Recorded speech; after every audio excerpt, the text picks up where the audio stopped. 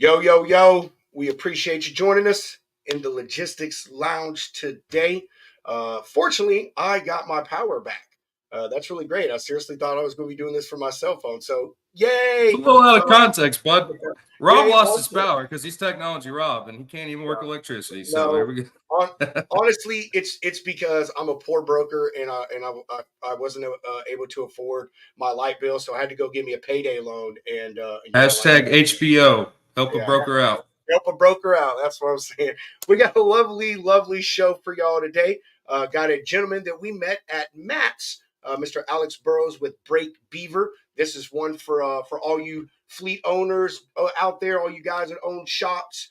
Really cool invention that he has got put together to help the community out here. So y'all sit back, relax, pop a top, and enjoy the lounge.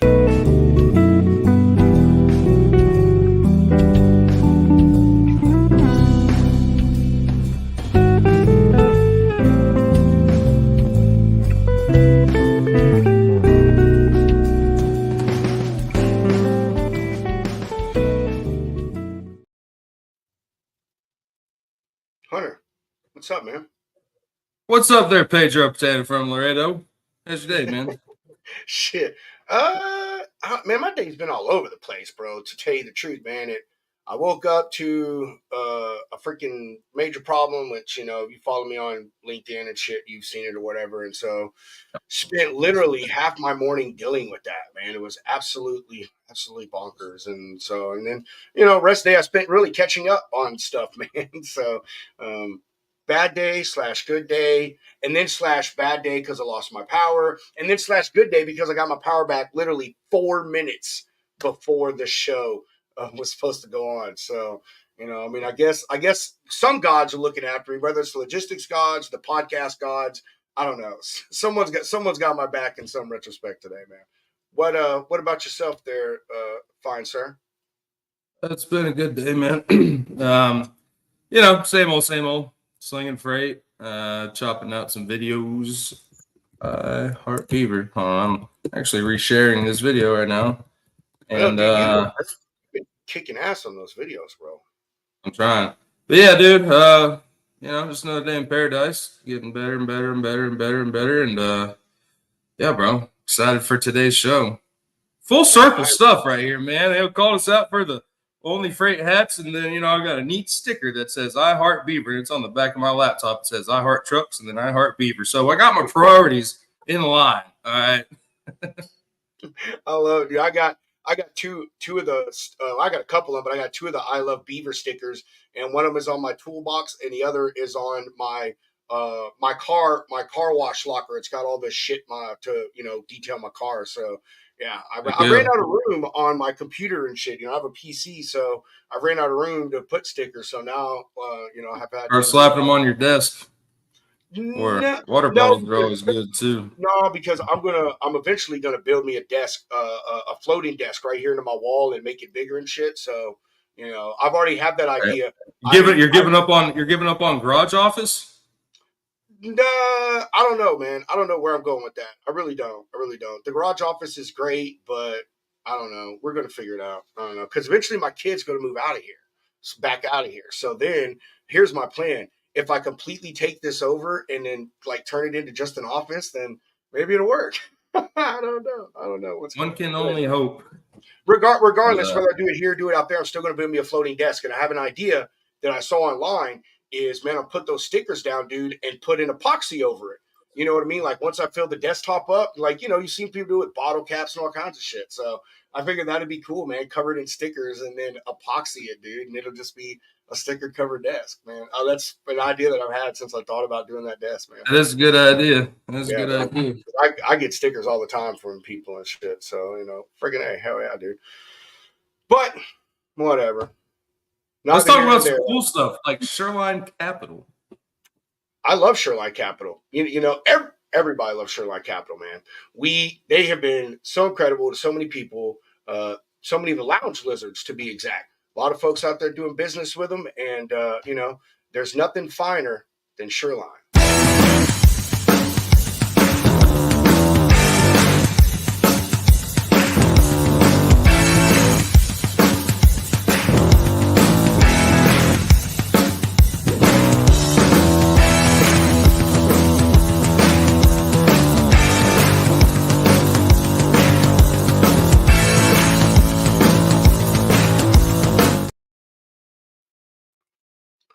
Where are you going? Why are you running away? Come back. Please don't leave me. I don't want to be all by myself. You know what I should do? Is I should attach a tracker to you, Hunter, so I know everywhere that you go, man. So I keep track of you. And I've already got one. Matter of fact, I've got one sitting right here. I've got one sitting right here. Yeah. Look at that. I'm gonna attach this to you somehow.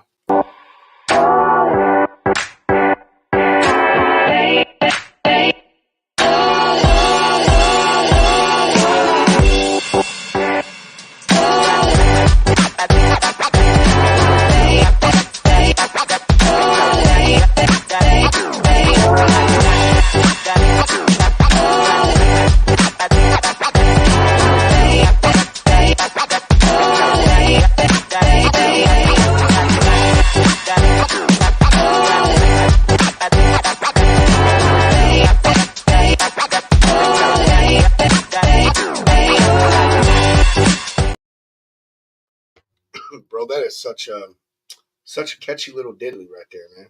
Tell you what, I love it. Absolutely love it. Mm-hmm. Well, let's get to the news. EVs, y'all don't stand a chance.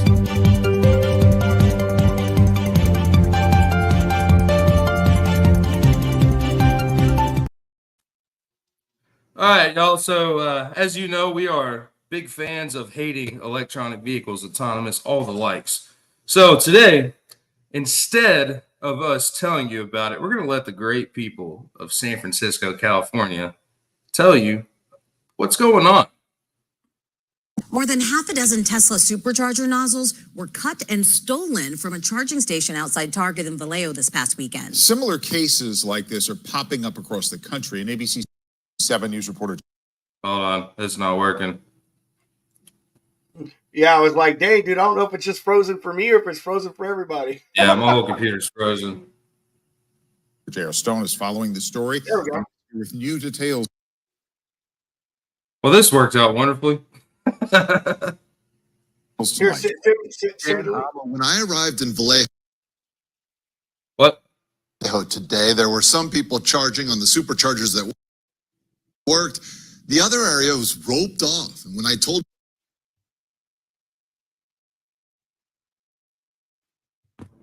drivers what had happened, they said, "What? There's..." That sucks. Let me start over and see if that Tesla helps. supercharger nozzles were cut and stolen from a charging station outside Target in Vallejo this past weekend. Similar cases like this are popping up across the country. An ABC 7 News reporter J.R. Stone is following the story and is. Oh, that sucks, bro. Dan Ama, when I arrived in Vallejo today, there were some people charging on the. Here, let me try. Pull yours down, bro. I don't have that one, but I have another link, another one that I found. Let me try mine, bro. Sorry, y'all. Technology Hunter coming in for the win. All right, let's see what we got here.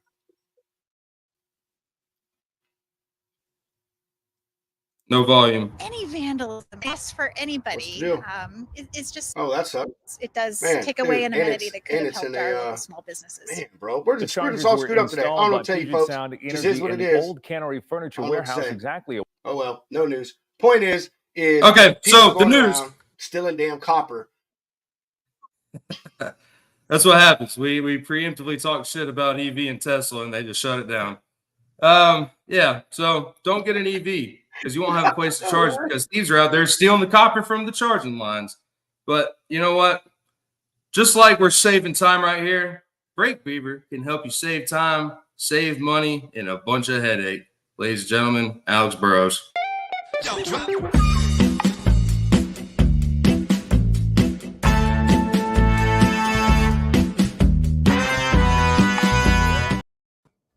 It's a good-looking beaver. It's a good beaver, man. Yeah, it's nice. I love that, bro. Thanks for having me on, guys. Me of like a 50s spy show or something. 60s spy No, dude. It was last minute. It was last minute. Production quality over at the Logistics Lounge is hot. Okay. We're glad you like it. Well, Alex, welcome to the lounge, man. How's your day? Not too bad. Not too bad. It was good. Got a lot done today, and just worked around the shop, getting some beavers ready for some customers, and here I am. Right on, Pretty right good, man. on. Fantastic. Are you still at the Well, shop?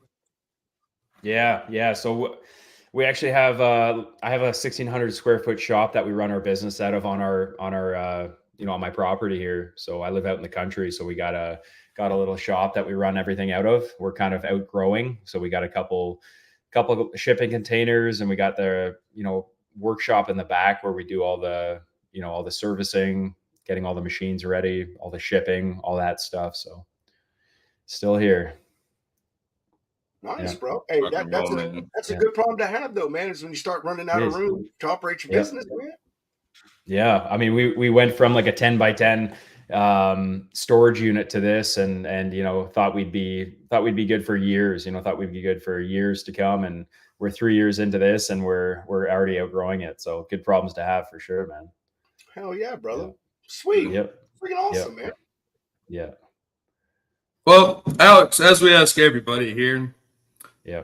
we met you at Matt's, and we kind of know who you are, Yeah. but we want to know more, and the people watching want to know more. So, who is Alex, and how the hell did you get to Brake Beaver?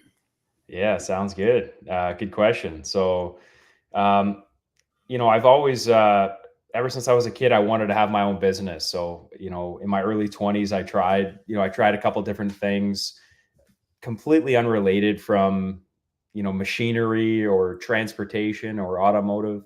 And I was actually a private investigator for 8 years. I had my own PI firm. I was following people around for insurance claims and for lawyers and stuff like that. And a lot of cool stories there, but just kind of had enough of that. And an opportunity popped up to start servicing automotive equipment for a company. And so I started doing that. I fell in love with it, learned a lot about, working with tools and fixing equipment, learned a lot about the equipment side of the industry in the automotive field. And, next thing you know, I'm selling a bunch of equipment, and, got pretty good at sales, got pretty good at marketing. And just one thing led to another. I saw an opportunity in the market to bring essentially the equipment that I was servicing and selling in the automotive industry is an on vehicle brake lathe. So when you guys take your truck in or car in for a brake job, the typical process is to replace your pads, replace your rotors, service the calipers up. So we're selling a piece of equipment that resurfaces the rotors directly on the truck or directly on the car without having to replace them every single time. You can get much more life out of your rotors. So those automotive pieces of equipment that we were selling only took you up to like a Ford F350, F450. There was never anything for heavy duty vehicles like trucks, trailers, coach buses, school buses, transit buses. So we decided to launch our own piece of equipment. And I always had the name in the back of my head that if I ever start like our own brand and it's something to do with brakes, I want to call it Brake Beaver. And so we got these prototype machines. We had them out in the field, and we're like, what are we going to call these things? And I'm like, that is a Brake Beaver right there. A beaver's like chewing on wood. This thing's chewing on rotors, and it's been a 9-year journey to get to this point where we've we founded our own company, our own brand, Brake Beaver, and the rest is history. We started Brake Beaver about 3 years ago, and we got over 70 clients across. We're from Canada, so I mean we've really kind of sold to all of the truck companies and repair shops in our backyard here, kind of prove the concept that it's there's something here. And now we're taking it as far as we can. We've been down to Texas, we've been down to California. We got some customers right across the states and right across Canada. And we're helping fleets, we're helping repair shops save an absolute ton of money, and get full life at their braking system. So it's been pretty sweet. Yeah, dude, that is a great evolutionary story of your thing. And I just want to say this: after we're done talking about Brake Beaver, do not think you're getting away without telling us a story or two from the fucking PI days. And I know you don't do it no more, but Yeah. a man with your skills is a good person to know. Yeah, absolutely. Absolutely. But It's funny because a lot of people don't think those skills overlap, but as a businessman, as a salesman, trying to track a guy down at a company to cold call him or do a sales call, man, it makes it easier. That's for sure. could you imagine? This is how I see Alex's sales tactic. All right, Yeah. he calls you a few times, and then emails you, and he goes at it for about a month or two, and then all of a sudden one day, man, you're sitting down or jacking the crack, you're having yourself a burger, and Alex sits down in the booth with you. I wouldn't be opposed to it, man. I would definitely do that. Like, I knew I'd find you. I've Yeah, been yeah, watching your movements for the past yeah, 2.5 weeks. yeah, exactly. I've been following you for 2 weeks to try to sell you a beaver. Oh man. All right, brother. So you had said, that you were selling the automotive parts, more in the light vehicle, the four Yep. wheeler industry or whatnot. So, and that they already had something like that. So, what went into you? I guess manufacturing the one you have. Did you have to hire a design team? Were you able to do this on your own? What did that process look like? How hard was it for you to scale that small one to what you have? Yeah, it's interesting because if you go over to Europe, they've the heavy duty industry has been on disc brakes for 30 years. Disc brakes are fairly new to the heavy duty market here in North America. So you go over to Europe, and there are products on the market that basically do very similar things to what the Brake Beaver does here in North America. And it's kind of one of those tools that every garage has one, every shop already has one. So I actually partnered with a manufacturer out of Europe, and they had made this piece of equipment back in the day for one of my contacts in the UK. And so, it was a bit of an introduction through my network. And, I got 3 machines kind of made to our specification. We got different power configurations. We got different bolt patterns. We got different spacers. We got different, we got all these different things over here. So the first couple machines were a bit of a trial and error. The first machines that we sold that are still, in operation today, they're a lot different than what we're selling today. So we're always evolving. We're always adapting to the market and stuff. But essentially, we've partnered with a company out of Europe. They're still our main manufacturer. We get the machines here. We actually do a lot of rework here. So we're finishing our machines here, like right behind me in our shop. Everything from branding to electrical is done right here. And a lot of the add-ons and extras that we do to the piece of equipment, we like to keep in-house. So we're basically just getting like the core, the basic machine, and we're building the kit. We're building the Brake Beaver around it. And it's just to basically we want our customers to have something that they don't have to go out and buy anything else for. They get a turnkey operation with our piece of equipment. They're not outsourcing nuts or bolts or anything else. They're ready to go day one. And that's kind of our philosophy with it.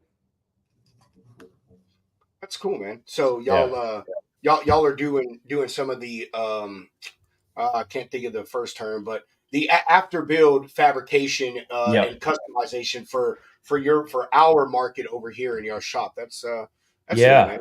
Yeah. And it's quite a process. Like we got 12 machines ready to rework right now. So, the next couple weeks basically we're going to have our shop full of machines where they're in storage right now. So we take them out of storage. We spend about, 3 to 4 hours per, piece of equipment, doing our thing to it. And then they're ready to go. Put them back on the skid and ready to That's rock. pretty fast turnaround, man. Yep. Pretty damn quick. But I mean, I'm sure by now you guys have got a system, and you and your team do this shit in your sleep, man. Absolutely. Yeah. And it's that's it exactly. Like once you're the one who created the system, it's easier to do it, and like all the guys that are working here, I mean, they were here since, day one of Brake Beaver. So they were the ones to kind of help create the system and figure out how to do it. And, we keep it streamlined, man. We're small but mighty. Oh yeah, dude. Sweet. Yeah. So did you have any? I mean, it sounds like you, as you said, you already had kind of a connection and an understanding, whatever. But what were your initial struggles, or did you have any initial struggles? After acquiring the machines and doing your fabrication, getting the product set for market. Was it Yeah. hard for you to get this thing out there? Yeah, we didn't really know what we were walking into. I mean, we perfected what we do in the automotive industry. Like, we're a very niche specialty company. We're really the only company in Canada that does what we do, even in the automotive side of stuff. Um, so we understand like how to machine. We understand how to machine rotors. But there is a very large difference between automotive and heavy duty. So there was a big learning curve on the first few machines. But I remember being at the first truck shop, which is Caravan Logistics here in Oakville. They were nice enough to kind of be our guinea pig with our equipment. Taking our first machine in there, and they're just like, please find us a solution. Find us a solution that'll fix our rotors for us, because they're spending so much money and time trying to fix them, right? So we were in there for a full day, but the first time we got a nice cut on a rotor where it was like a beautiful, nice finish on that rotor, me and Terrence, one of our main guys here, we looked at each other and we just nodded. We knew exactly what we had. So we kind of took it from there, and it's just grown ever since. And yeah, it's been awesome. That's killer. Gotta love the local guys. That's what it's all about. Yeah. I'm saying, man. I'm saying. Yeah. So how's the journey been, man? I mean, you said you've been at it for 9 years. So Yeah. So how many guys? You said you have 6 guys on the team right now? Yeah, there's 5, soon to be 6. I started as a one man operation. I was doing all the service, all the sales, all the books, all the office stuff, and it was I think that's the best way to start something, right? You got to learn it all, and like I know how to service these these pieces of equipment that we sell just as good as my service manager does, right? So I think you kind of have to know, as a young entrepreneur or a young business, but you got to understand all aspects of your business, and that's what it's all about, man. The journey's been awesome. I've really enjoyed kind of going from, being a service guy, being a sales guy, and then now I still get my hands dirty in the shop, but I can kind of, do cool stuff like this. And I like the sales and networking aspect of it, and the people side of stuff as well. Right. So when you're selling the Brake Beaver, yeah, you're talking about, obviously you guys are expanding pretty exponentially. Are you guys going down there for an extended period of time, like a week, let's say, and like kind of walking them through how to use it, like giving them the run through? And yeah. Typically, I mean, our training is, maximum you would be like a day. There's been a couple situations where,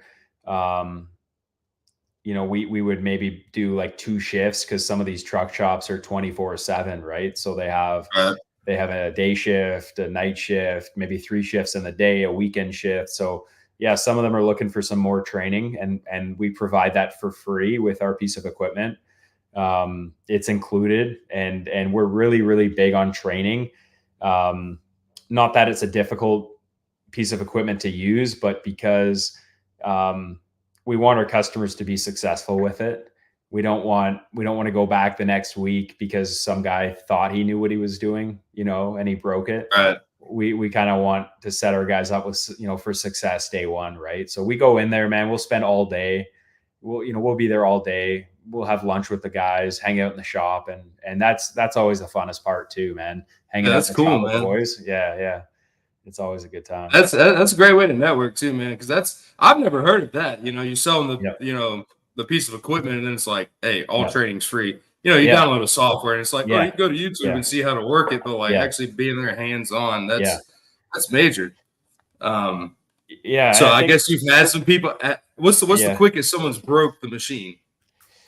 The Brake Beaver, man, is a solid unit. Like, we haven't had many failures. Going to the automotive side of stuff, I mean, day one for sure. Day one for sure. Brake Beaver, and I'm not just saying that because I'm on a public live podcast, man. It's a solid piece of equipment. It's made, it's heavy duty, man. It's made for the heavy duty market, you know. But the failures we do see on the piece of equipment are user error, you know, grease. And I say this with respect, grease monkeys being grease monkeys, man. Guys over tightening shit and slamming it into, you know, the side of a truck or something, man. It's, you know what I mean? So you can break anything, right? So like you got to spit on it and cuss at it a little bit, bang it with a hammer. That's right. Like putting in fucking oil pan bolts with a goddamn impact. You know, you fucking what, bro. we once saw a guy in the automotive industry take basically a $15,000 piece of equipment and power wash it. Oh my gosh, that's funny shit. Well, I guess it depends. For us. Depends on what it was. It was a big. No, man, it's got a computer on there. It's all metal. You know, like it was no way. You know, and it rusted to shit, man. Dude, that's fucking. We live in the rust belt. Silly. You have to applaud them for the initiative to keep the equipment clean. But you know, it's like, hey, dude, after you did that, you should have dried it off. Maybe sprayed some fucking WD on it somewhere. You know, put some lube back in it. You know, just a thought. You know, we're big. You know, when we show guys how to clean their equipment, we're like, get the WD-40 out, man. You know, that stuff's awesome cleaner. Like, it's the best cleaner you can get. Hey, for all you guys out there that need to clean your equipment, Alex recommends WD-40. Hell yeah. And I'm not sponsored by them, man. I should be. I think that went over y'all's head, bro. I don't know. Maybe it did. Maybe it went over y'all's head. I don't know. But maybe I'm just not a good joke guy. You know, you telling guys how to clean their equipment. You know. So. Yeah. I'd be careful with that. All right, hey man. So we you know, we've talked about this initial deal, man, the lathe machine or whatever, but. You know, I'm on y'all's website. Like when you were talking, I was like, man, I know this guy does more than this because I looked at his stuff. You know, tell us about these other things. You know, you have here. Shit, I'm just gonna pull them up on screen here, man. Why not? You know, like this contraption here. You know, I mean, here's what Alex has been talking right here, right, Alex? This is the thing your main deal right here. That's right. That's the OTL 360. Okay. OTL is on truck lathe, essentially. Sweet, dude. Yeah, I watched some of the videos you guys got, and I think it's pretty sick. Like it is, man. That's pretty freaking nasty, dude. Yeah. And it's a lot of fun. All right, so you know, but you have other. Darn, if I can stop scrolling, other things like this right here. You know, the brake and the hub removal tool, and So you know, like our whole concept and our whole mantra with Brake Beaver is heavy duty brake jobs made easy. So if you can use our OTL 360 and refurbish the rotors directly on the hub in 20 minutes, as opposed to 2 or 3 hours replacement time, you're not only saving money, but the job is a lot easier. You're not lifting all that shit off. You're not doing seals. You're not doing oil. You're machining the rotor in about 20 minutes. Our customers are getting about 2 to 3 times the life out of their rotors than they would have if they were just replacing them every single time. And you're also getting more life out of the pads.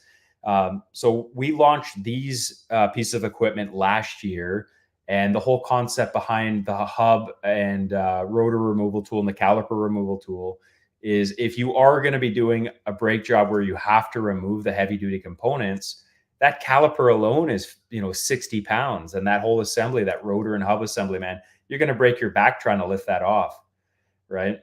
So these are just pieces of equipment to help you, uninstall and reinstall heavy duty braking components when you do have to, replace them. So if you're not using the OTL 360, you're going to be using the hub tools. Cool, man.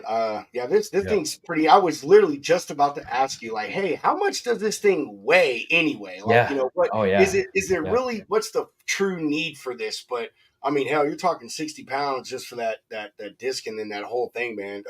And even car rotors, man, are not light. I mean, I changed the ones on my Buick. I think I had 14 inches or 13 inch ones on my Buick, and dude, I mean, those things are so hefty that I use them as weights for other shit. Like I kept the old ones just to use them to weigh down stuff, man. That's was this something else that you got through your connection, or something that Yeah. you Yeah, kind of helped figure out? it's a very similar concept where we're having these manufactured in Europe for us. We're bringing them in.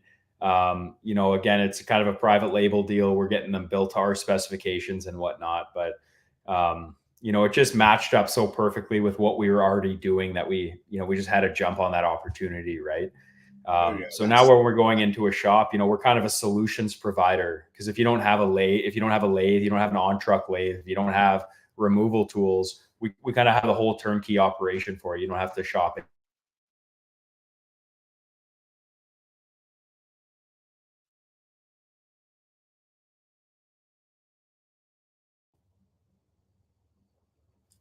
Hunter, are you with me? Oh yeah, you're with me. I was think about I to say, lost you guys. I was about to say That might have been might my Wi-Fi. Sorry, boys. Bro, that's you out there in the damn boondocks in I'm Canada. down in the boonies. Yeah, I'm down in the boonies for sure. All right, moving on to the next one. Yeah. This one right here, man. This air operated hub splitter, brother. Let's talk about this one. Yeah, so similar concept. This is a pretty cool setup. So the rotor and the hub are typically two pieces, especially on the trucks. They're two pieces, and once they've been on there for 500,000 miles or more, the parts are going to seize together. And guys are typically, some guys are cutting them off. They're trying to split them with a torch or banging them with a hammer. Basically you set this unit up between the hub and the rotor, and within seconds, you're popping an air line on there. Within seconds, there's 30 tons of pressure being pushed between your rotor and your hub, and it separates them in 2 or 3 seconds, as opposed to getting the torch out, getting the hammers out, and a bunch of back killing work. Hey, again, I understand that, man. Changing some rotors and stuff, man, and even on a car, them suckers will kind of adhere themselves to that damn hub, man. Even some of those bolts, bro. Tell you what, you will hate fucking life trying to get some bolts off of a hub, man. Yeah. So again, just heavy duty brake jobs made easy, man. And we're starting to sell a ton of these, and again, we're solving issues for people, man. This is what it's all about. Yeah, this it's this is cool, man. In because you go somewhere to a tire shop. They have got tools. Similar to this in the sense that they've got something that does everything. They got something that'll help that an air ratchet that removes the lug nuts. They have a machine that pulls the rim away from the tire and balances everything, so forth and so on. And that's what allows the speediness of us getting our tires changed now. I mean, they've allowed machinery to come in and help. And it's cool, man, that through your previous job in the automotive sales world with the parts and stuff, man, that you were able to see the need for this. And I actually just thought of a question, man. Did was this again just something you were like, hey, I know this doesn't exist, and that drove your passion, or did you know someone maybe in the heavy truck industry or whatever that also kind of helped you say, man, I want to help these drivers and these mechanics out, with something that will be of use to them? Sorry, man, you were breaking up there for a sec. So did we know someone in the heavy duty industry that what? So you did you know someone in the heavy duty industry by chance that also drove your desire to step into this realm? You said you had in the automotive thing, you knew that there wasn't something like this for the heavy truck, but so was it just an opportunity deal, or like I said, did you know someone you're like, man, I really want to help this industry out? Yeah, I mean, to be honest, it was kind of strictly opportunity, man. Like I consider myself a bit of an entrepreneur, and like it's all for me, like yeah, a lot of people say, oh, it's not about the money, but like I really enjoy what I do. I really enjoy going into shops where maybe a Brake Beaver OTL 360 lathe has been in there for for a few months, and you go in there and the techs are literally thanking us because they're not lifting that heavy shit anymore, right? If we have some customers that have, like gas haulers, like trailers that have 5 or 6 axles, if you do a brake job on those, you're lifting literally several hundred pounds per wheel end, and you're only able to do 2 or 3 or 4 a day. But the fatigue that you have after doing that, and then you have to come back and do it the next day and the next day just to do one trailer, is absolutely insane. So, we love going into these shops because of, stories and situations like that. So it's kind of, turned into a situation where we truly feel like we're not only helping the business, the fleet, or the shop owner make money and save money. We're helping the technicians in the shop by making their life and job easier. So it's kind of went from like being an opportunity play where, hey, look at this opportunity. It's an amazing opportunity. There's nobody else really doing what we're doing. And, it's kind of turned into like the fact that we really feel like we're doing a service for the shops, and we're doing a really good service for the technicians as well in the shop, making their life a lot easier. Freaking A, man. So Yeah. let me ask this, brother. What I guess kind of a two-part question. What's the average size, man, for these rotors and stuff, and these hubs and everything on these trucks? 20 inches. Well, like, do you know what that is? Yeah, so it's typically under 20 inches. They're really massive, That's a good question. I don't know the diameter in terms of diameter. Yeah, but they're, like the max our machine can cut is 19.9, basically 20 inches diameter on our lathe, and we never come close to that. But these rotors, in comparison to like a really large automotive rotor, are much different, right? Because we have, and I'm going to talk in metric. You guys are imperial, but we have 8 millimeters to play with on a heavy duty rotor. Okay, which is a ton of meat. When you compare that to an automotive rotor, an automotive standard amount of meat to machine on a rotor is 2 millimeters. So we have so much material. We recently, I visited a customer who's had a Brake Beaver lathe. They have two lathes, one at either shop, and they're a fleet for kind of like they're called home hardware. They're basically like a Home Depot or a Lowe's up here in Canada. And every town has a hardware store, and it's called Home Hardware. And they have a massive fleet across Canada, and they use our equipment, and they've basically more than doubled their life of their rotors by using this. But they were getting about 1 million kilometers, which is probably like 700 to 800,000 miles out of their rotors before they were junk, before having the OTL 360. They were throwing them out, not because they were at discard spec, but because they wouldn't pass the safety because of the amount of rust buildup on the rotors. So now they're able to bring them in, machine them, and at 1 million kilometers, they're able to get another full life out of their braking system because they weren't even at half life. So, these guys are able to get that much more life out of their rotors by doing this. That's fucking awesome, dude. It's wild. Yeah. I know it doesn't sound like a lot, but when you're talking, when everyone talks about like millimeters, dude, this sounds fucking funny, but I think of socket sizes. Yeah. So like, I know what a 2 millimeter socket looks like, man, and I'm like, damn, that is quite a difference between a 2 millimeter and an 8 millimeter socket size. So it's like 0.8 millimeters is 0.315 of an inch, which still doesn't sound like a lot, man. But it's a when we're talking about, when we're taking a cut on a rotor, we're taking a few thousandths of an inch off either side, right? Yeah, dude, I'll tell you, shaving your rotors, or is I don't know if it's a term up there, but down here we call them turning your rotors. You know what I mean? So, the first thing you ever want to do when you get a brake job, man, is ask if your rotors can be turned. Like down here, man, you can, as a car, you can take yours to Advance Auto or AutoZone or whatever, and they'll turn them for you for like $20-$25.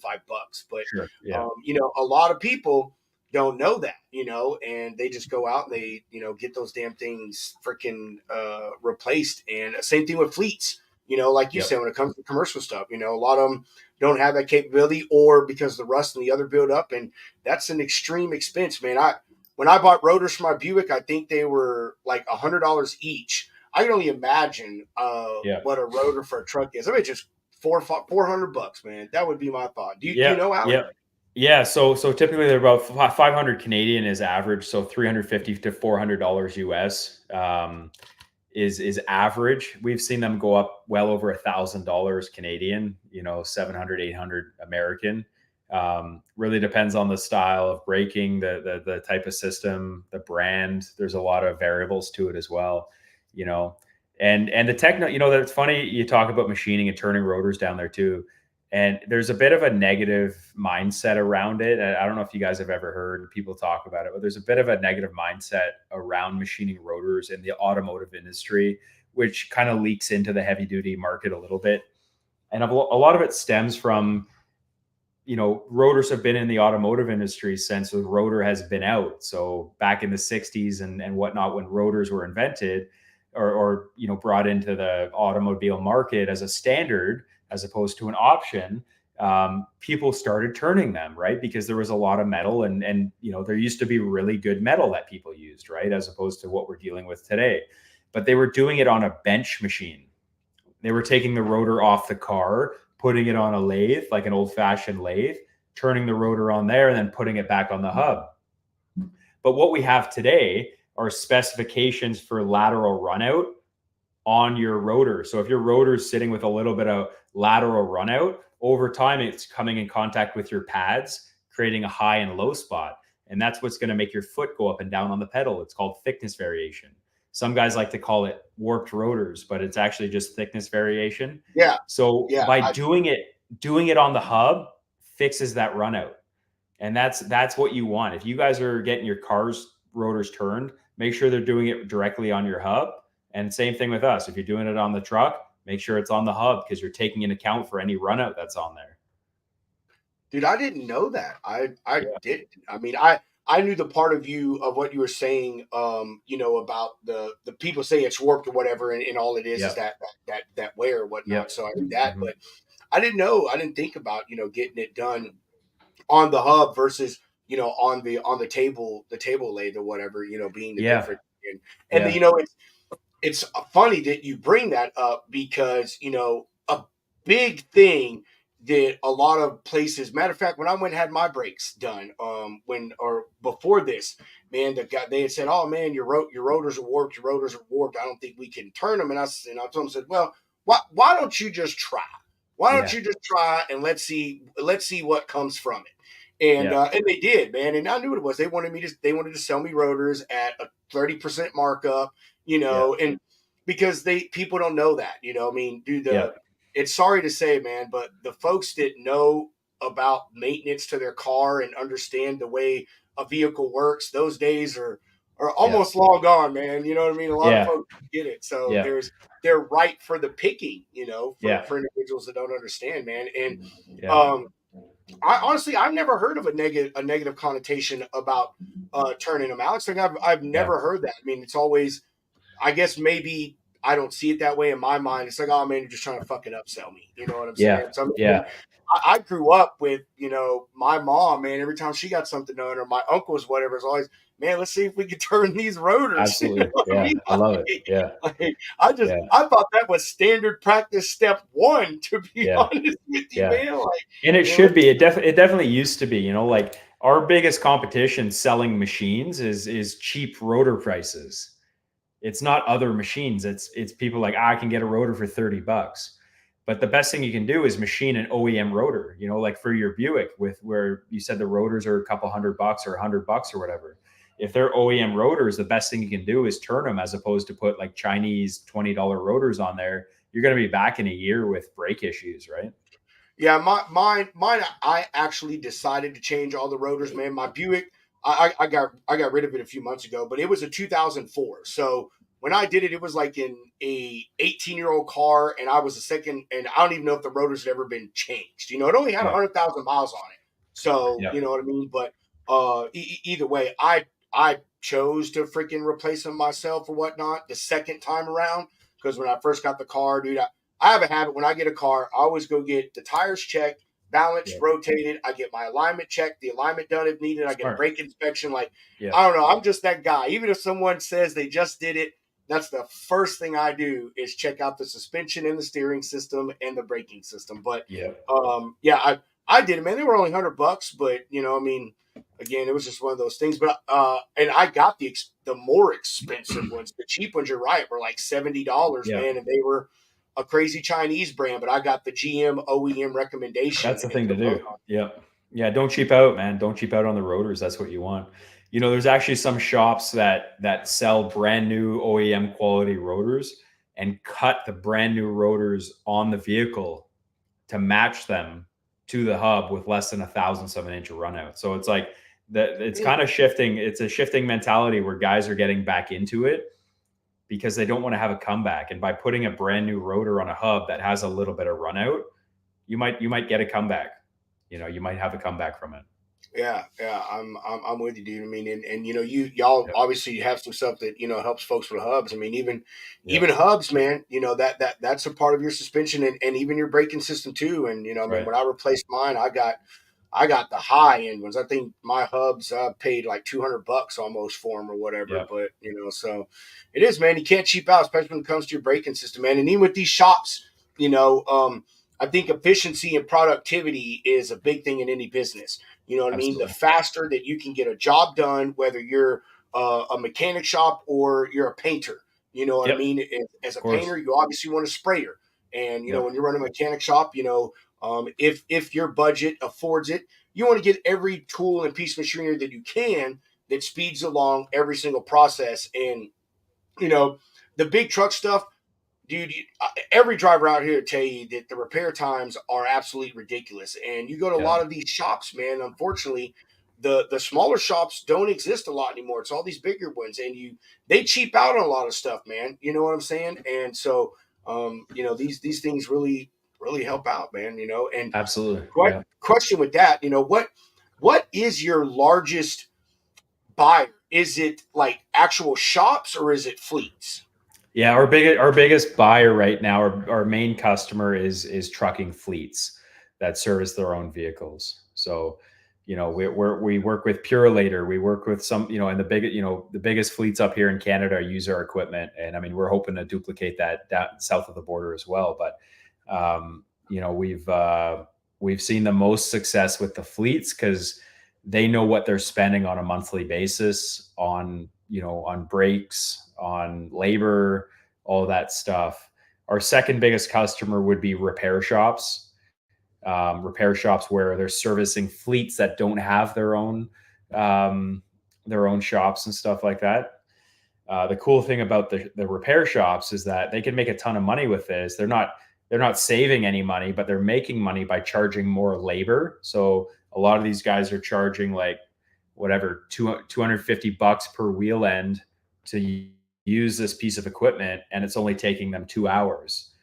And so they're making, you know, if their shop rate's $100 an hour, they're making a good chunk of money per wheel end, and their customers are ecstatic because now they're not spending, you know, $1,000 per wheel end. They're only spending, you know, whatever, $300 after pads or something, right? So. Oh yeah, dude. So first, I want to say I love Hunter when he says south of the border, because as an American, you know, as soon as I'm like, what the fuck? Coming from the Canucks, you know, it's different. Thanks for the ski resorts. Yeah, that's right. Yeah, I love that. That's a terminology for both of us. You know what I mean? That's funny though. I've never. That's the first time I've heard that from a Canadian. Me too. Me too. They used to say the U.S. or whatever, south of the border. Man, you know what? Hey, just wait till I'm your neighbor. All right, just wait till I'm your neighbor. I'll just walk across the bridge. Yeah. How long have y'all been in the south of the border market? Yeah, so you know, it's something pretty new to us. Like Matt's was kind of like our first introduction to that. And Matt's was great. We made a lot of great contacts down there, and you know, got a few sales out of that. You know, we have a few other, you know, machines and stuff down there, but it wasn't something that we wanted to go after right away. We wanted to kind of make sure what we have and what we had was legitimate. We didn't want to start, opening the floodgates and selling machines all over the place and then having service issues. We're confident with our 2-year parts and labor warranty that we're not going to have issues, because we have 70 machines out on the street here in Canada, and we have zero issues with them. So we wanted to get to a point where we were super confident with our piece of equipment, and then expand it from there. Yeah, geographically. You obviously, I know man. The American market is where you're going to explode, man. Nothing against Canada, but I mean, obviously, the population of the entire fucking country is like, I think Texas has more people that live in my state than the entire country of Canada. So we have 35 million or something up here. I mean, it's less than California. I don't know what Texas is at, but we're like nobody lives here, man. Yeah. Sounds nice. It's good and bad, right? Like I live just outside of Toronto, which is like, I think the 3rd largest city in North America. So, it's not much different than being in a massive city, but when we can drive like 20 hours north in our province, like in our state, and still be in the same province. Like there's just nothing up there, right? So to get to the next city, to get to the next town, logistically isn't easy, right? Whereas if you're down in the States, I mean, to drive 5 or 6 hours for us is nothing to go to the next city, right? Down there, I mean, you can hit a lot more stops in a smaller area. You sound like a Texan. Yeah. Dude, hey, I'm saying, because there's one of the things that we say down here in Texas is, Texans don't measure distance by miles. We measure it in hours. Sure. Like, I can't tell you how many miles it is to Houston, but I know that it takes 3 hours from where I live at. Yeah. We're the same, man. We're the same. I got to go to Windsor. That's a 4-hour drive, Yeah. It's the same sort of thing. Yeah. Exactly, man. That's funny shit, dude. So, yeah, man, that's good, man, that y'all, that you did good at Matt's, brother. We, man, never would have guessed that was, y'all first step and kind of intro into it. Yeah. Yeah. We had a lot of fun down there, man. Kentucky's there, it's a great spot. We had a lot of fun down there. So are y'all planning on going back next year? I think so. Yeah, I think it was definitely worthwhile. So hell yeah, dude. If you now that we know each other, we're definitely gonna get together. Yeah. We had a freaking blast, man. Matt was absolutely amazing. Do y'all have any more shows here in the U.S. that y'all are planning to go to? Like we don't have anything lined up. We have a few shows up here this year.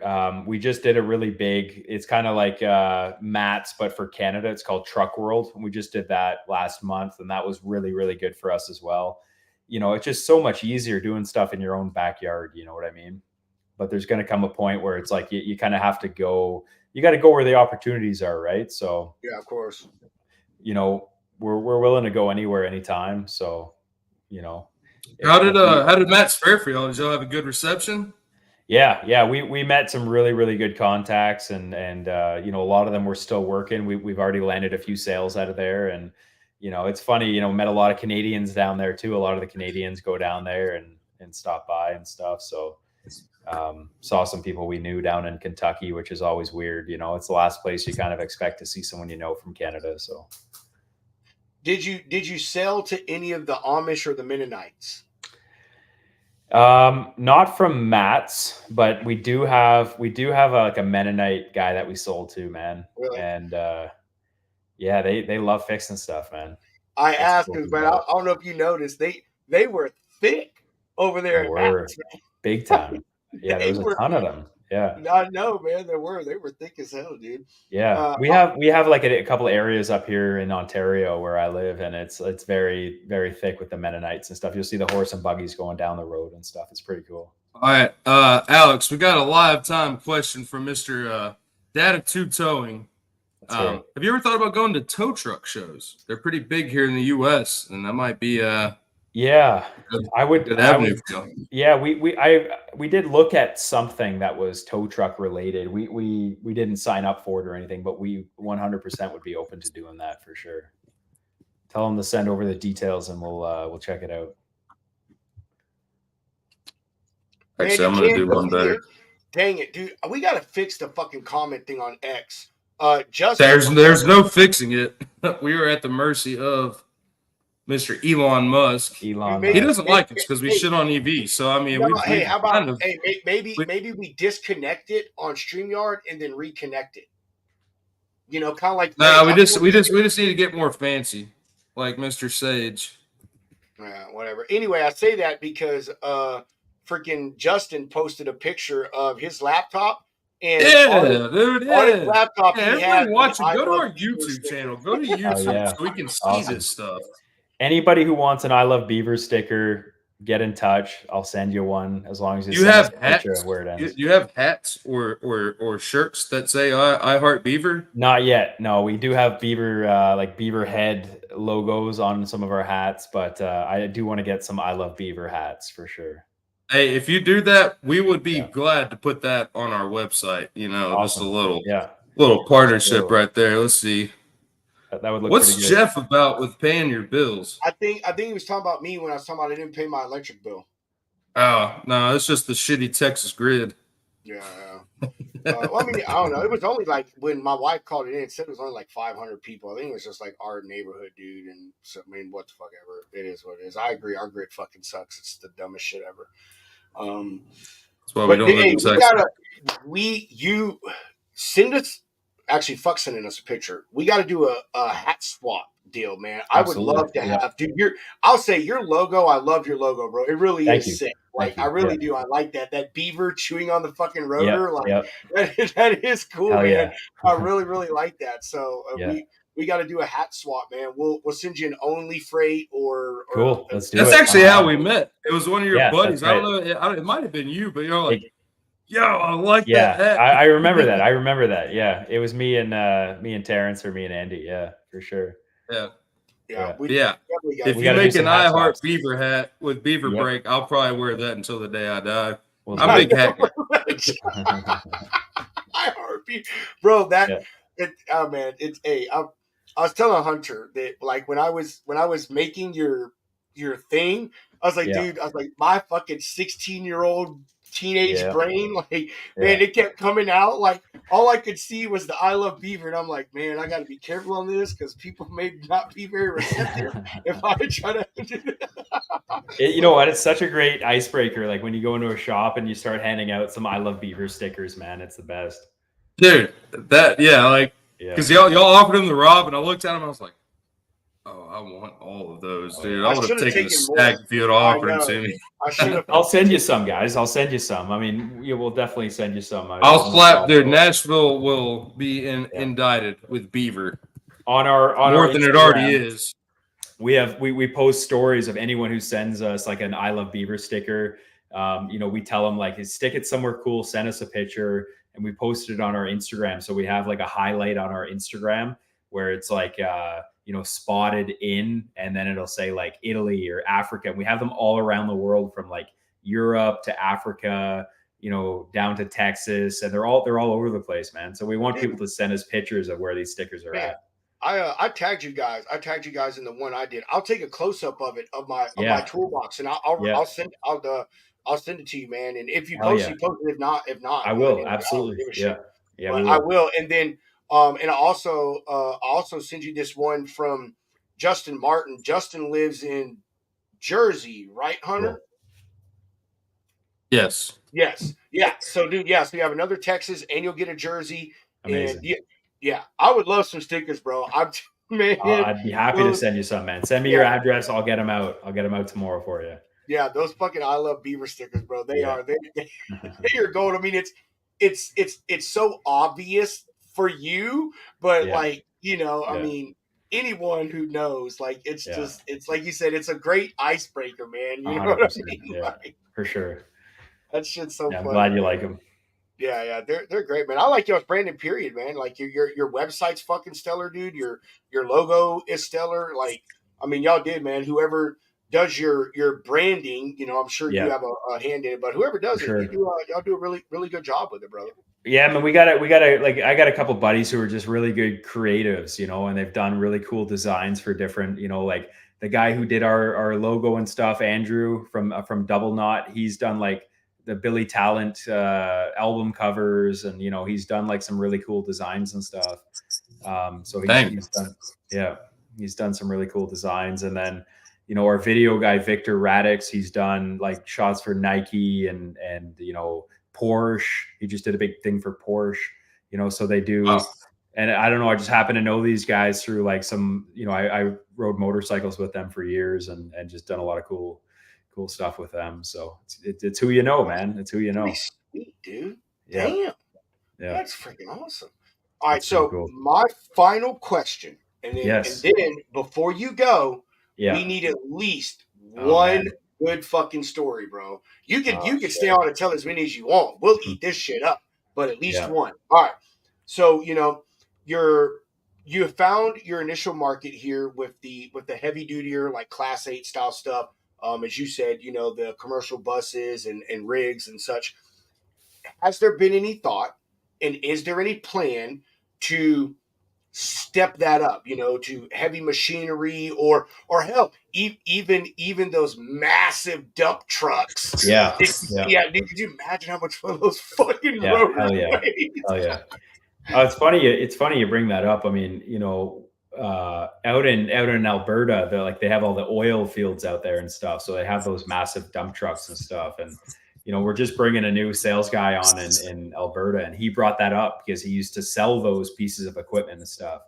And he goes, "Can we machine these rotors?" And I go, "Yeah, we'll figure out a way to do it, man. Like, absolutely. I want to get involved in that stuff." So, yeah, I mean, our future is definitely is bigger than what we have today. You know, we're looking to grow. We're looking to grow a company here, grow a brand, and you know, opportunities are endless, right? So whether it's new equipment that does different stuff or just expanding our catalog, I mean, that's the direction that we're heading in. So that's what we want to do, and you know, we want to stay niche. We want to stay specialized. We don't want to sell everything and anything and have a million products in our catalog, because then you kind of lose focus and you're no longer the specialist, you know, the specialist.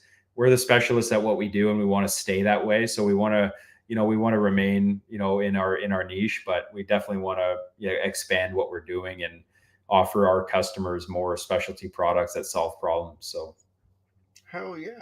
Hell Dude, yeah, and buddy. you know, I just had the vision of Yeah. what the machine for one of those dump trucks would look like. Dude, Yeah. it would have to be on the back of like a fucking record. Yeah. You Yeah. know what I mean? Like, dude, could you imagine the size of the machine that has to be, man, to take one of those freaking discs off Yeah. it?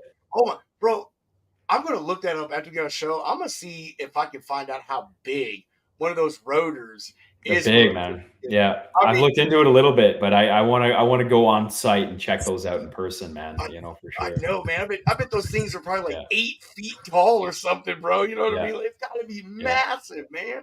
Absolutely. Oh, that would be cool, man. Yeah. That would be so neat for you Absolutely, to do man. that. Yeah. That would be badass, man. I mean, even if you talk about heavy equipment, man, you know, you got I'm not a heavy equipment guy, but you know, backhoes and stuff like that. You know, I mean, I don't know if they have disc brakes, but I know, you know, for sure they have hub assemblies and stuff. You know, I mean, even those things have got to be freaking massive and shit. So that's cool, man. bro.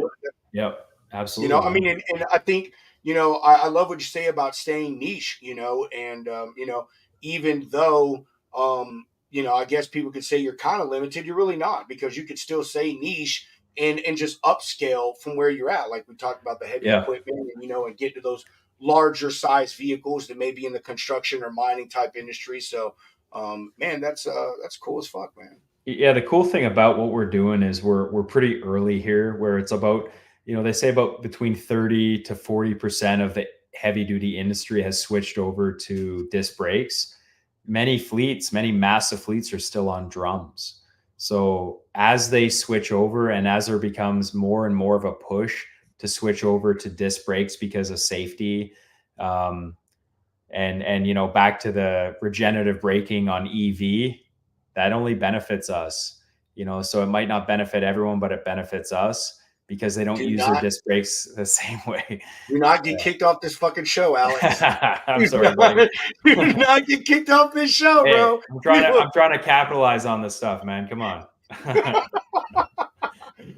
Hey, I will say, man, I got even though I'm extremely anti EV, and it's not because I just don't like technology. I mean, obviously that's where it's going to go. I just think that American consumers are fucking morons, and they just want to feel good. But when it comes to the regenerative braking, like I'm for that, man. That's a big deal with the hybrids.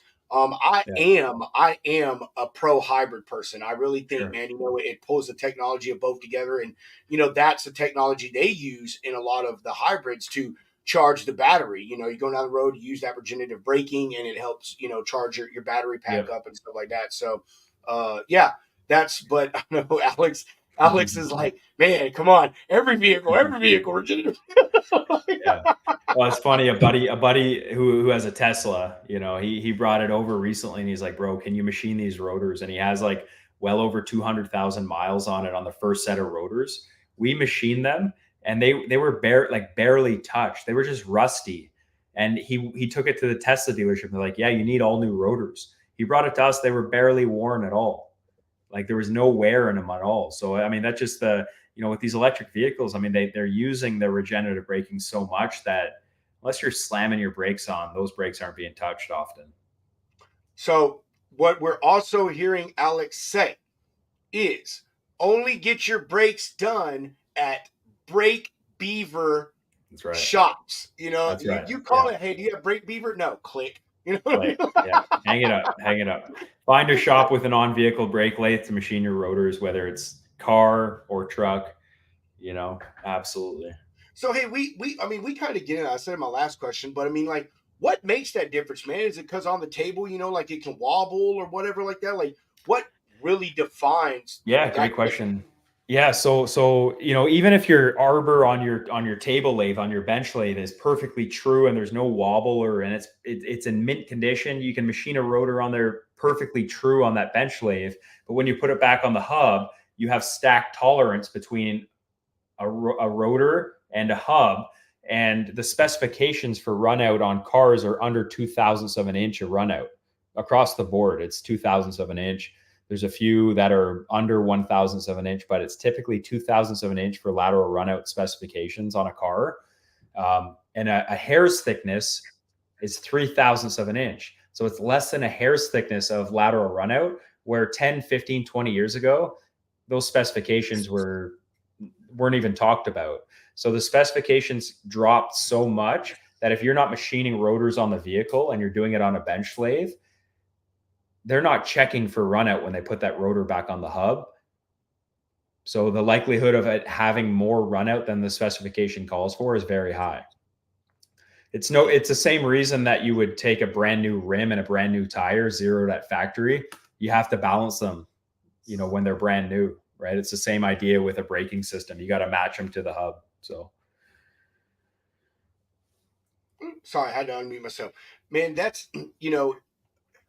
it's crazy to think that small amount, small measurement can mean so much on a piece of steel. I mean, dude, a car rotor is that fucking thick, 2 inches with both plates, and the space in between. Like, that's crazy that little of a difference can make all the difference. But I guess I get it, because like you said, man, when you press your brakes, man, they squeeze hard against that, and if there is any difference in that thing, man, you do feel it, which is one of the initial signs that you need a fucking brake job. When you hit your brakes, it should not flutter on you, and you should not feel any kind of shimmy in the front, man. So, but I wouldn't have thought that small of an increment. That's fucking nuts, man.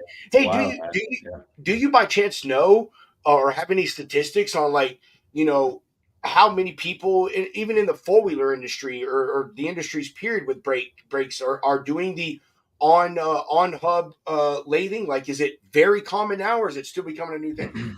There's been companies selling on-car lathes since the 80s. So it's common, but it's not common. It really depends, kind of what crowd you roll with. It's always been a dealership tool. So every Ford, every Honda, Acura, Nissan, Infiniti, BMW, GM, they all have a mandate to have an on-vehicle brake lathe in their shop for warranty purposes. Every Pet Boys down in the States has an on-vehicle lathe. So there are some, really, really forward-thinking shops that have that. Oh, we got a beaver lover. How did he get that on X? What, is it just now back? Corey, did you block us? That's the guy that obviously owns the is a tow. He's our predatory tower, our resident predatory tower. Nice. No, I think he's either on yours or he's on mine because he doesn't have a. Oh, dude, it hasn't been working for the past couple of weeks. But then he's got to be on yours or he's got to be on mine because I don't. It doesn't matter who's he's on. I'm just saying comments in general have not been popping up. We're the only ones that stream this. Adam's popped up last night when Adam commented yesterday when we were on. His was from X. So I'm telling you, I think it's just the lounge page, dude. I think it is just the lounge that it's not working on. I don't know. We might be banned. Corey, whose page are you on? Just comment or text Hunter on. Tell us whose page you're commenting on. Yeah, sorry for putting you in the middle of this debacle, Alex. He said it just started. But whose page are you on? Oh, sorry, yeah, we're trying to figure this shit out, bro. It's so good, man. We had this thing we first started, man. Like we would get comments from Facebook, but then not LinkedIn, and then we got LinkedIn, and not like it's so. I don't know. It's so freaking weird, man. It's crazy, dude. He said he's in the lounge. Really?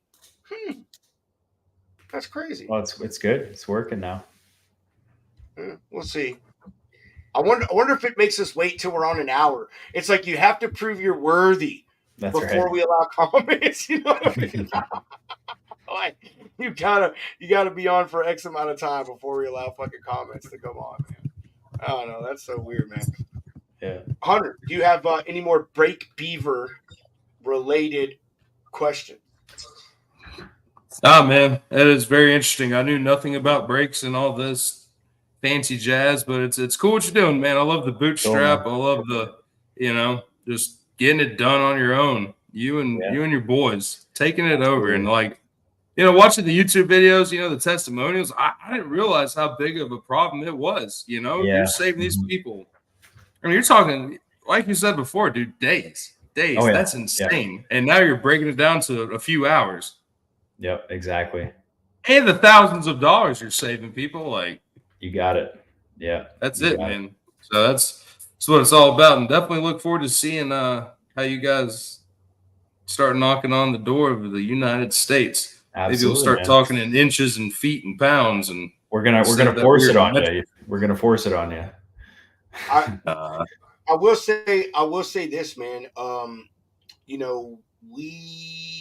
Hunter, what would you think, man? Would you be opposed? And just be honest. I think Alex can fucking take it. Would you be opposed to having Brake Beaver on the homies page? Oh, what do you mean? Yeah, Alex is a homie. He's a lounge lizard now. So what? We're on our website. We're going to put a homie page, and it's going to be not everybody we have on the show because we have so many freaking guests, man. But we're picking some people, and no disrespect to anyone else's products or services, but some things that really solve some true issues and stuff. Cool. And we're putting them on the homie page, brother, and just putting your logo and making your logo clickable and allow people to go to your website and stuff, man. But I don't know if it's doable. But if you can think of some kind of lounge code, use lounge whatever, and you get a stack full of I Love Beaver stickers, or absolutely lounge whatever, and you get 10 minutes of private time with Alex, or I don't know, whatever it is, man. So, I think the I Love Beaver stickers would be a good option for sure. Yeah, dude. Yeah, I'm happy to do that. A free hat, because you'll send out the stickers for anybody. So a free hat, bro. We'll do that. Absolutely. You use the lounge thing, and you spend $10,000 with Alex, and you get a free fucking $40 hat. Woohoo! No, absolutely. Absolutely. I'll make that happen. Anyone who spends 10 grand with me gets a hat. And a sticker. Everybody, he said, and a sticker. Oh, bro, I love you, man.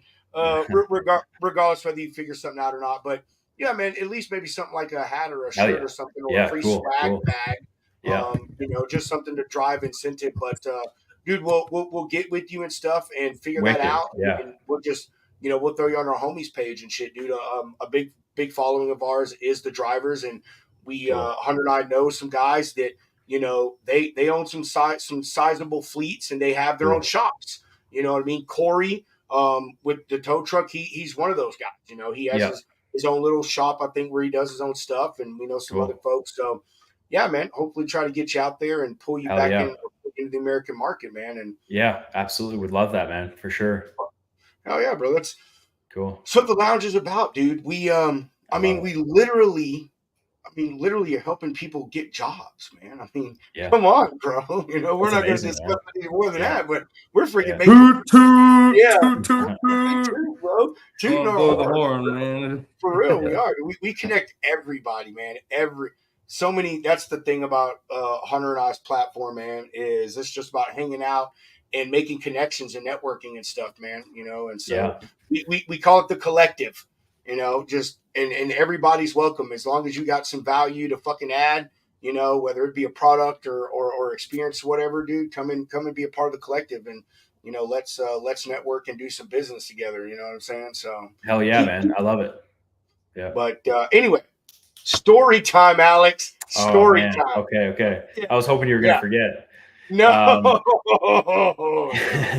Yeah, it's funny because you tell people you're a PI, and they think you got the coolest stories, and I definitely have some cool stories, but 90-something% of the time you're sitting in your car waiting for something to happen, right? You're just sitting there waiting, sometimes for days on end. But some of my most memorable experiences were probably getting caught, getting burned, as they'd say. So, if you're following someone around for a couple of days, or you're asking someone questions or trying to find somebody, and they find out that you're either doing surveillance on them. There was this one case where I followed this guy around in like a rough area of Toronto, and it was considered the hood. And so, I'm in my back seat of my Ford Escape, all tinted windows. He was a limo driver, so I followed him around. At night he was taking people around the city and stuff like that. And the insurance company loved the stuff I got on him. It was about 3 days of surveillance. He was active every day. They wanted more, so we waited a few months. I went back for more intel, more documentation on him. And I went back, and his cars weren't there. Didn't look like he was there. Tried listening at the apartment door to see if I could hear him. Tried, see if the blinds were open. Didn't look like he was there. So I went up to the front, the little buzzer on the front of the apartment building, and pressed for the apartment manager to come out just to see if she could answer any questions. Right. So she comes out, and I go, hey, this is the guy I'm looking for. I know he lives here. Have you seen him lately? And she goes, no, haven't seen him in a while. I'm like, is he paying his rent? Like, what's the situation, right? Like, is his rent being paid on time? How is he paying his rent? Is it direct deposit? Is it a check? And she goes, oh, I'm not sure. I'd have to check. I go, okay, no problem. So anyway, a couple of weeks goes by. I decide to go back, thinking maybe he's on vacation or something, right? So I go back a couple of weeks later. I ring the buzzer to the same lady. I don't see his car out back, so I ring the buzzer to the same lady, just to see if maybe she had seen him since my last visit. And I'm at the front, and she goes, oh, who is it? And I go, hey, it's me. I was here a couple of weeks ago. And she goes, oh, okay, give me about 5 minutes and I'll be out. So 5 minutes goes by. She comes out. I start talking to her at the front door, and I go, have you seen him? Has he been around? Next thing you know, behind her, the elevator opens. Ding. The elevator opens, and this guy, he sees me, and he looked pissed off, right? He sees me, and I go, okay, thanks. I close the door behind me, and I start walking towards my car. I look behind me, and this guy's full tilt running towards me, like full tilt running at me. And I'm like, oh shit, this guy's a huge guy, like 6'7", like massive dude. So now I'm running down the street in the hood, you know, by myself, made it to my car. The way I was parked, I couldn't just pull out. I was kind of parallel parked on the road. So I literally had to like drive over a lawn. And this guy's like approaching my car at the last second, trying to like catch up with me. Right. So there's been a few situations like that, man. It just scared the shit out of me, you know? That's crazy. Yeah. A couple Nice. situations like that kind of scared the crap out of me, but Well, that was fun. last, what's to say? Only question on this. Yeah. What is the weirdest or craziest thing you've had to follow or do your PI thing on? Like, was it all insurance or, you know, I mean, Yeah. what was the craziest thing? Mhm. Yeah. Yeah. There was, some things I probably don't want to mention publicly, but there was, you know, it's funny because people don't know, like when they don't know they're being watched, they do really weird shit. Like people are weird, right? People are just weird. Like, I mean, just guys like pull into a lot and they don't think anyone's watching and they'll just like, you know, take it out and start taking a leak right there, like right in the middle of the parking lot. Just like weird shit. I mean, maybe we're all weird in our own way, but there's just some weirdos out there for sure. Yeah, we were following a guy once, and you know, some of the people that we were following would be classified as like a professional claimant. Uh-huh. You know, some of them were old ladies, and then some guys were like professional claimants. They didn't have jobs, but they drove like brand new BMWs and big beautiful homes, and they had, you know, that's just what they did is they set up insurance claims that, you know, were fraudulent and whatnot. So they got really smart about it. And, you know, we went through one where it was the guy had a phone jammer or some sort of technology that jammed our phones. So there was multiple private investigators on the same guy. So when he left his house, our phones would like stop working, and it made it very difficult to follow, you know, because you have to have direct communication with your team the entire time, right? One guy in front, one guy behind, and you're kind of piggybacking off of each other. You know, so there's just been situations like that where it's like that's a full-time thing for some people, man. You don't realize it, but a lot of people are out there, you know, scamming. They're just scammers, and that's what they do. I believe that. I haven't heard that before, Yeah. but I totally believe it. You know, it's the person that walks in and slips on a dry floor. You know what I Yeah. mean? Absolutely. Absolutely. Yeah. You know, and there's real shit out there too, right? There's people who are actually hurt and they get PIs set on them. So there is a bad, you know, like people are like, oh, you're one of those guys. But at the end of the day, it's like if we're out there, our job is just to document. So if you're actually hurt and you're wearing a neck brace and shit, the insurance company is going to look at that and say, hey, this person's actually screwed up or whatever, and not, you know, they'll have to pay you out, right? No, yeah. That's cool, Yeah. man. Man, Yeah. you're the first PI we've ever met, dude, or I've Nice. ever met. Yeah. Man, you have got, bro. That is a weird leap. Let Weird me tell you, transition for that sure. is Yeah. a hell of a Yeah. leap, bro. That's Yeah. absolutely crazy, man. That's fun. Yeah. Was there good money in that, Alex? It's okay. Yeah. You know, I did it from like when I was 20, 21 to, you know, 27 or something like that. So yeah, as a young 20 something year old, there's good money in it for sure, but it's hard to, you know, you kind of get capped out pretty quickly, and then it's hard to get to the next step. Right. So yeah, that's kind of how I ventured into having my own business. I'm like, well, the only way for me to make more money doing this is if I do it for myself. Right. So Yeah, of course. yeah. Gotcha, bro. Sweet. Yeah. Hunter, Yeah. you have anything, bro? Anything at all? Oh, bro, I'm sitting here listening. That is crazy. What else do you want from me, man? I was just asking if you had anything else to add before we end the show. That's it. Oh no, I already gave my 2 bits, and then Yeah. you had more questions. I did, dude. You know me, bro. I fucking once people start talking, I start geeking out on shit, bro. You know what I mean? Like, and Alex being a gearhead, I wouldn't consider myself a gearhead. Like, I love cars. You know, I love how engines work and blah blah blah, and I do a lot of my own work and stuff. But dude, I love geeking out on like car automotive shit, like anything.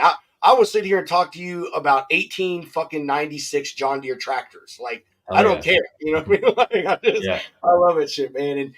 And even more so, people like you, brother, that they see an issue, and I'll put it like this. My dad always told me, man, the way that you become an entrepreneur is you find a problem, you figure out the solution, and then you find a way to market and sell it to people who don't have the solution to the problem that you can Exactly. solve. Exactly. And Yep. and that, I mean, that's the freaking blood of an entrepreneur. But even more so with things like Brake Beaver. I mean, I'm sure there's even mechanics out there that have not thought about that. You know what I mean? Yep. Like we both know there are mechanics out there that have never even fucking heard of on hub lathing, or anything like what a Brake Beaver is and stuff, man. And the stuff that goes into that, man, of figuring out how can I do this, how can I build this, how can I fabricate this, what else can I provide?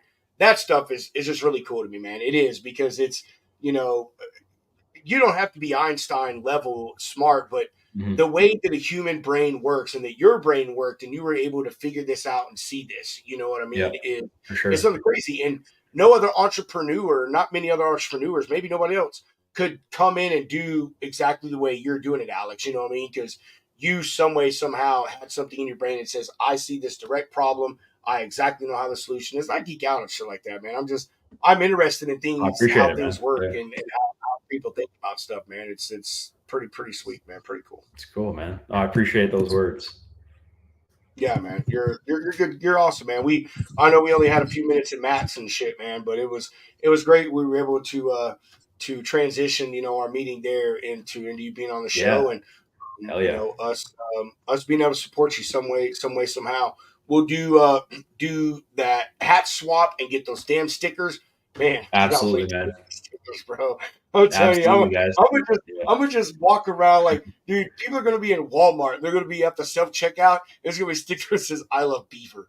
Yeah, we were at the dump today doing a dump run. Me and the guys, we had a bunch of stuff here, and my one guy, he's like pointing over at the sign that says like, no disrespectful behavior will be tolerated. And there's an I love Beaver sticker on it now. So I'm like, fuck. They're all over the place, man. Dude, I love it, man. Hey, but I'll tell you this, man. I went and had lunch with someone we had met at the show, Shifra, from a company called Trusted. And we went to a place down in Austin, man. And this is the best sticker that I have seen to fucking date. I don't know what is going to top it, but it was on a an automatic hand dryer, and it said penis detection cameras. It's like, bro, it was so funny. Like, I'm sitting there like, dude, and it was the only sticker like that really stood out. It was big on there, and I'm like, man, I wonder how many people believe this. That is hilarious. Like, because like obviously it was because people kind of put the thing underneath the hand. I was like, bro, this shit is so. How else do you guys dry it off down there? Yeah, right. that shit was so funny, man. Cool, that's funny, man. Anywho, Hunter, do you have any exiting comments, questions, concerns? I do not, brother. It's good times. Yeah, I had fun with you guys. Thanks for having me on, guys. Sweet. Fucking hey, dude. We just appreciate you coming on, man. Like, for a lot. Yeah. Yeah. We'll do it again sometime for sure. Well, man, and as you start to roll stuff out, man, you start to update any products, whatever, man, we'll bring it back. And as Hunter and I always tell folks that have been on the show, you are now an official lounge lizard. So, awesome. Dude, if you ever see us on, man, and you want to hop on, dude, just let us know. We'll send you a link. You come on, you just chill. Awesome. We don't have to talk about or ask questions about Brake Beaver. You just come on and be Alex, and you can chop it up with us on the show and shit like that. So I like it. But do you have any exiting comments, questions, concerns, updates, and or plugs? Check out brakebeaver.com. Check us out on Instagram at Brake Beaver, and straight up reach out if you want an I Love Beaver sticker. Send us a DM on Instagram or shoot us an email, and I'll get one off to you. No charge. Hell yeah, man. Fucking A. I love it. Dude. Yeah. I love it. Man, that's like, I mean, it is a cool thing what you do, man. You guys too. Yeah. We appreciate it, man. We try. We're nothing special, man. We're just, two crazy dudes just sitting here chilling and trying to bring on people that are interesting like yourself and expose them to the world, man. That's it. That's our only mission. Hunter, you look kind of lost, bro. You all right? I'm fine, bro. I'm fine. I'm just sitting over here. Not saying anything Listen to you bad. talk. That's anything bad. Hunter's got that look like, God damn, I want to go to sleep, man. Like, can we you're at your mom. You're at your mom's, aren't you? I'm watching the dogs. All right. When'd your mom get back? Sometime next weekend. Hunter's mom just leaves, bro. She just fucking leaves Alex like whenever, and then Hunter has to come over and watch the dogs. This shit's so funny, man. She travels more than anyone I know. Lucky. I know, right? For real, man. Good stuff. Yeah, good stuff. Good fucking stuff. Man, Hunter, you're just the excitement of the goddamn party today, bro. Listen to you talk, bro. Listen to you talk. Why you put me on the spot? Because I like that. He's calling you. It's exactly calling him out. That's what we do. That's what we do. Hey, we appreciate everybody joining us today. Hope y'all got some really good information from Alex here. Hope y'all found the things that he does with Brake Beaver interesting. Maybe you want to be a customer. As Alex said, brakebeaver.com. Y'all go check it out. He's got several products on there, and that will definitely add to your efficiency and effectiveness in your shop, whether you're a fleet owner or you're just a truck shop out there dealing with heavy duty equipment. As Alex had said, his machines work with everything from trucks to commercial buses and all kinds of other class 7 and 8 style vehicles. So make sure y'all go and check that out. And we just appreciate everybody joining us. Go ahead, get through this final sponsor break, and then we will bid all of you adieu. As you can see, Shoreline Capital, you know who they are. You know what they do. The only question we have for you, ooh, look at those bars, bro. No, playing. The only question we have for you is, why are you not already doing business?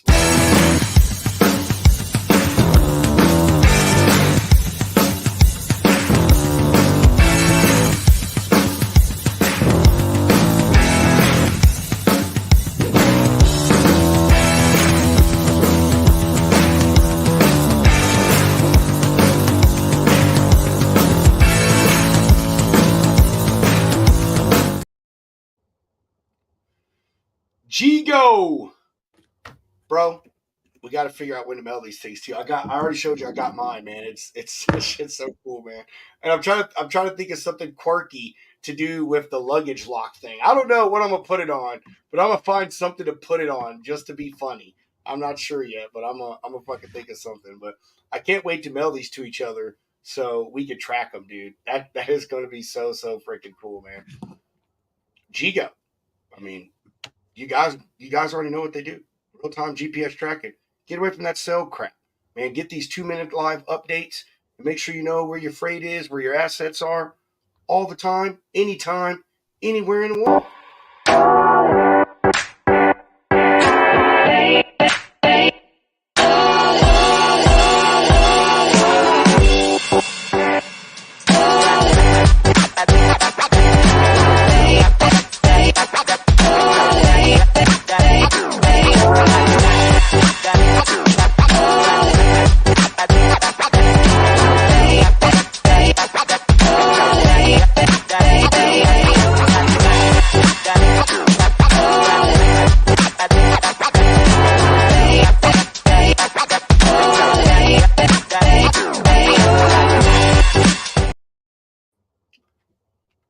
Man, what a good show, bro.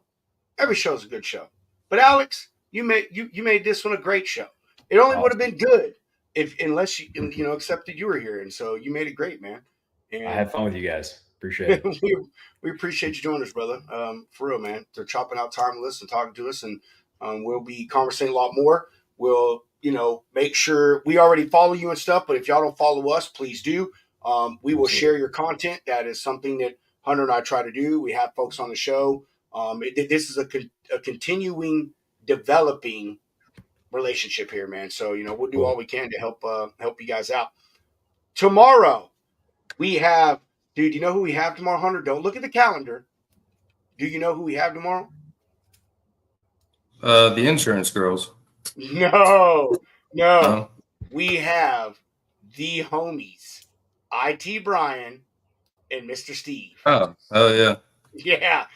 AR Doc Pro coming on the show tomorrow.